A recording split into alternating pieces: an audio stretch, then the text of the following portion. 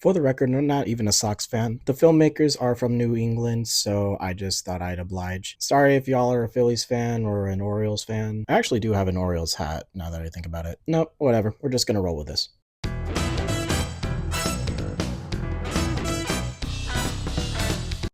Welcome to the channel, baseball fans. Batter up, y'all, because we got a baseball movie today. Do I think this is a home run? Allow me to pitch my thoughts.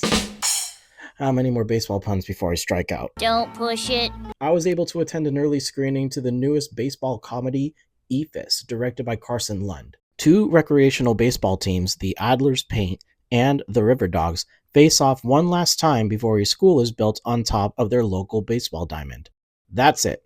The premise is simple. I know this may not be everyone's cup of tea. The structure to Eephus is very loose and similar to All We Imagine Is Light or Perfect Days, to cite some recent examples. Writer-director Carson Lund cites Goodnight Dragon Inn as one of his influences for Eephus. But this movie was just truly up my alley. Nope, that's bowling. You guys are dead in the water. Also, the early screening that I went to was followed by a Q&A with one of the actors, Tim Taylor, that plays Kevin, the shortstop for Adler's Paint, and Joe Fiorillo, one of the sound guys. One of the writers, Nate Fisher, was supposed to be on that panel, but a family emergency whisked him away. So first and foremost, I do hope everything is okay. But Tim and Joe held it down. The Q&A was very engaging and insightful, and I didn't get pictures or video because hindsight is 2020. I also didn't know I would be as moved by this movie as I was. A bunch of grown men playing baseball?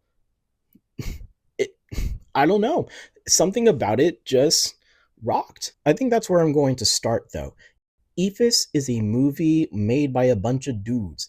Family, friends, bros, people that love the game and the filmmaking experience. The true spirit of independent filmmaking. The cast is pretty much full of people with few credits to their name, maybe the most notable being Keith William Richards and Wayne Nyman from Uncut Gems. The cast was local to the set pretty much. The cast and the crew just bonded and they left as best friends, as if they've been gathering for baseball games every weekend for most of their lives. And I feel that camaraderie through the movie.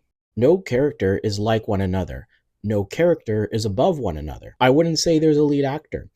This is purely an ensemble movie. They bounce off each other naturally. Joe and Tim said that it was probably 80 to 20% scripted versus improv and riffing, but again, it's fairly seamless. You can't really tell, and it's very funny. I don't think it's too inside baseball that you need to be an expert or aficionado on baseball in order to understand everything. What is the fella's name on third base? What is the fella's name on second base? I'm not asking you who's on second. Who's on first? I don't know. Third base.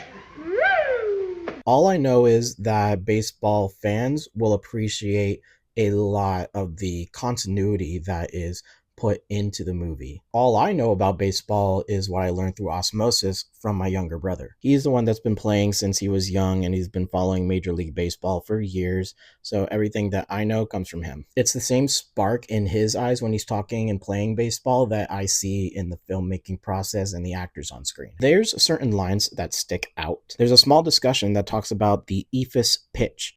It is a kind of curveball that is unnaturally slow, that it actively confuses the batter to swing too soon or too late. They even have a cameo from the pitcher that popularized the pitch itself, Bill Spaceman Lee. The arc of the pitch is the arc of the movie. You watch this game of baseball from beginning to end, sun up to sundown and beyond, with interjections that disrupt the routine of the game.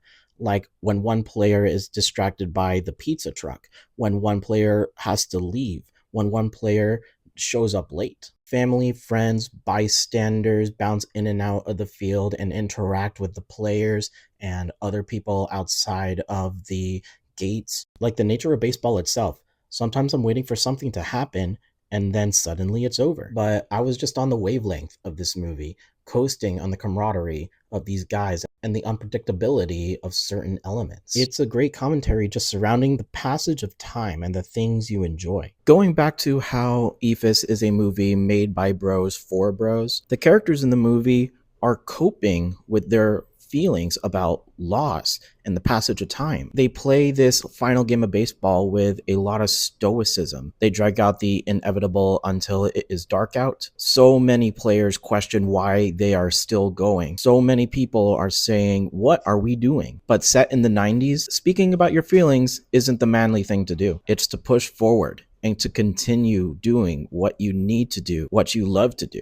One big theme is the emphasis on the last game, the last time you're up to bat, the last time you catch the ball, the last time you'll share a beer with your teammates. Sometimes those last moments happen ceremoniously, sometimes you don't bat an eye to it. It can be bittersweet, but when you're doing something that you love, you don't notice the passage of time. I won't waste time. I won't waste time. There is this constant church bell in the background. Joe, the sound guy, said this was an irritation at first, but then we thought about it. It's a sign that this game of baseball is this group of guys' religion. You gather at one place despite your differences or outside influences. Whatever is happening outside does not matter on the field. It doesn't matter how dark it gets or who is in the stands rooting you on. Even if one of your teammates may be the reason why you can no longer play ball on this field. Even if it's getting late and your family already has dinner on the table. Even if your body is depleted of energy and you just need to lie down in the middle of center field and soak it all in. If you're enjoying what you love,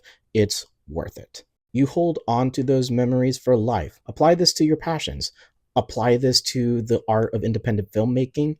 Apply this to your life. Eephus is a film that I can only see getting richer on a rewatch. On a rewatch, I'll be able to identify more of the players because this is a large ensemble of like 18 plus guys. And I can't recommend it enough. For me, this is a home run. This easily falls in line with some great baseball movies like Bad News Bears, Angels in the Outfield, The Sandlot. One outlet literally said this is the best baseball movie since Moneyball. If Anora's win at the Oscars showed us anything, it's that we need to support independent cinema, and Eephus embodies the spirit of independent filmmaking. Not that I think this movie is going for any Oscars, but right now this is sitting at the top of my list for the year.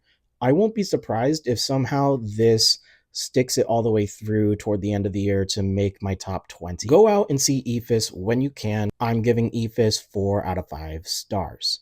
Thank you for watching. My name is Kyle. I'm still learning to fall in love with the medium of cinema. And if you'd like to join me on that journey, you should hit subscribe, hit the bell, and follow me on Letterboxd. 1, 2, 3. Strikes, you're out. Comment below your favorite baseball movie. What team do you root for? And when you do check out Eephus, let me know your thoughts below. Don't forget to like the video. And until next time, that's a wrap.